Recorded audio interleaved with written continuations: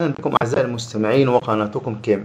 النهاردة هنتكلم عن موضوع طبعا مهم جدا جدا، يعني ده موضوع شاغل الناس كلها. طبعا المجتمع المصري كله مهتم بالتعليم، المجتمع المصري كله بيتمنى أن أولاده يتعلموا أفضل تعليم ويكونوا في أحسن حال.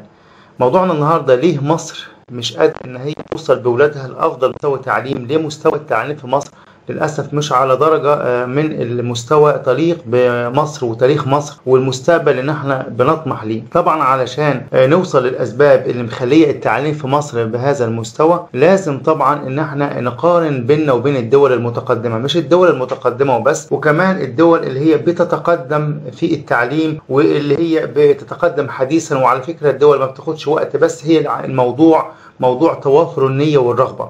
طبعا في مصر هنا للأسف وبكل أسف عدد السكان كبير طبعا، وده عامل عائق كبير بالنسبة للحكومة. فاضطرت الحكومة المصرية نتيجة طبعا عدم استجابة الكثير من الناس في موضوع تنظيم النسل، وده كان من ايام السيد الرئيس محمد حسني مبارك، وبرضه السيد الرئيس عبد الفتاح السيسي اتكلم اكتر من مرة في هذا الموضوع، بس للاسف ما فيش التجاوب اللي هو مطلوب. طبعا اضطرت الحكومة المصرية منذ فترة طويلة، يمكن من ايام السيد الرئيس السابق حسني مبارك، ان هي تعمل مدارس طبعا خاصة كتير، وده طبعا مش موجود في كتير من الدول المتقدمة. يعني اتقسم التعليم لمدارس دولية ومدارس خاصة ومدارس تجريبي ومدارس حكومي، وطبعا ده شيء طبعا غير مقبول وغير صحيح بالمرة، لأنه التعليم حضراتكم لازم يكون طبعا كله ذو كفاءة عليه. ما ينفعش ان انا ادي طلبة مستوى تعليم عالي طب على اساس ايه؟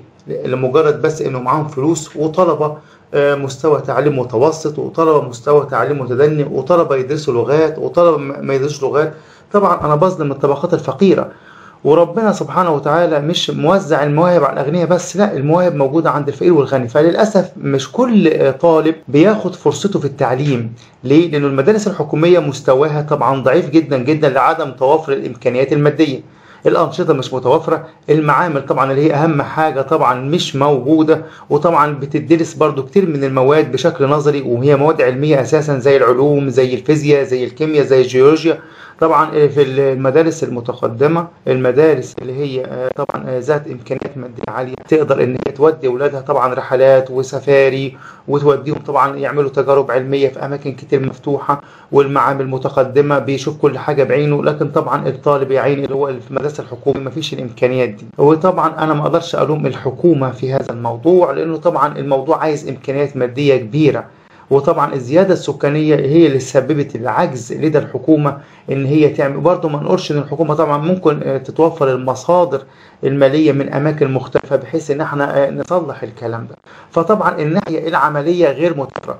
المناهج، في مناهج كتير مختلفة، يعني مثلا الطلبة اللي في مدارس خاصة او مدارس فيوتشر او مدارس دولي بيدرسوا الانجليش بشكل طبعا افضل، وبالتالي الناحية العلمية بتكون بالنسبة له افضل. فطبعا مشكلة كبيرة جدا جدا، عشان كده ما عندناش للاسف معظم كمية المدارس الحكومي اكبر وعدد طلبة المدارس الحكومي اكتر. فطبعا الطلبة دول فيهم مواهب، فيهم افزاز، فيهم عمالقة، فيهم عباقرة، بس للاسف كلها مواهب مدفونة، لانه مفيش القدرات اللي تظهر الكلام ده، سواء من الناحيه العلميه الفنيه سواء من الناحيه الرياضيه. يعني المدارس في امريكا في اوروبا فيها ملاعب طبعا سله، فيها ملاعب كره قدم، فيها ملاعب سباحه، فيها كل انواع فيها باليه، فيها كل حاجه. فطبعا اقدر ان اطلع المواهب، فيها رسم، فيها مواهب علميه طبعا. كل واحد هناك بيقدر انه يمارس كل الانشطه، وبالتالي بتظهر عنده الميول والقدرات اللي في الموهبه اللي هو ربنا حباه بيها. فطبعا او هما بياخدوها بقى ينموها ويطوروها. فهناك الثروه هناك في الانسان، الثروه في البني ادم.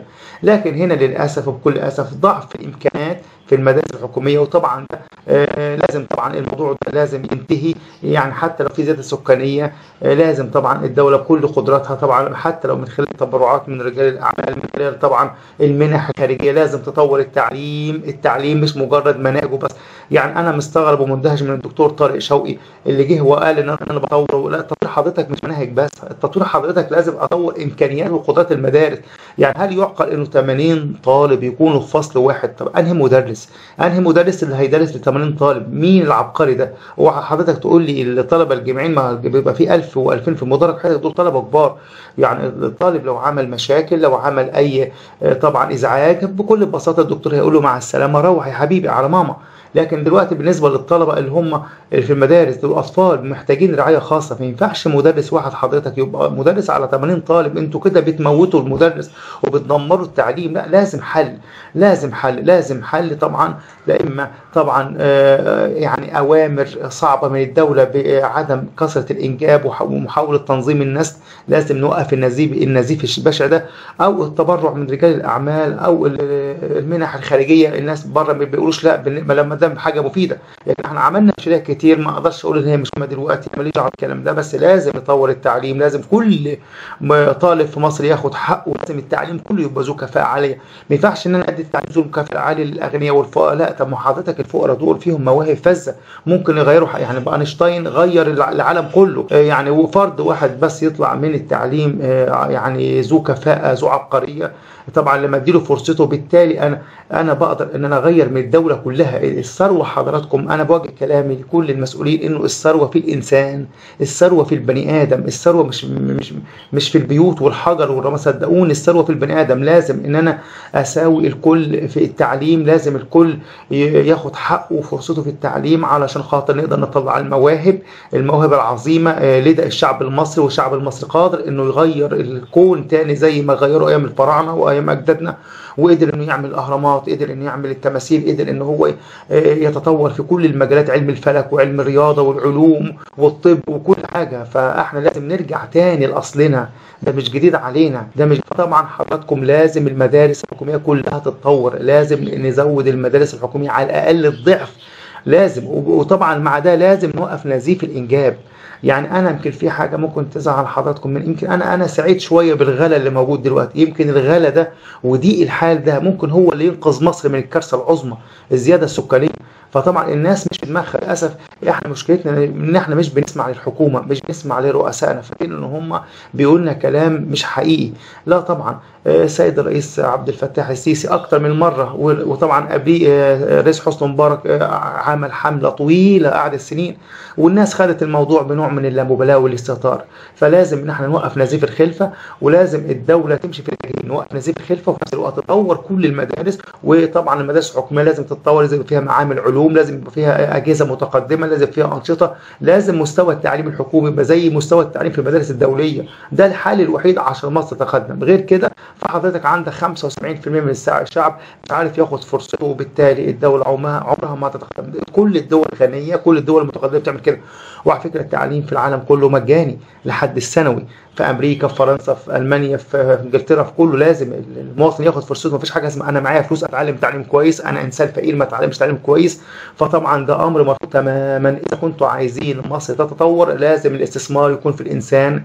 فطبعا الانسان هو الثروه الحقيقيه بتاعت الوطن، ومن غير كده عمر مصر ما هتتقدم لحظه واحده. وشكرا لحضرتك.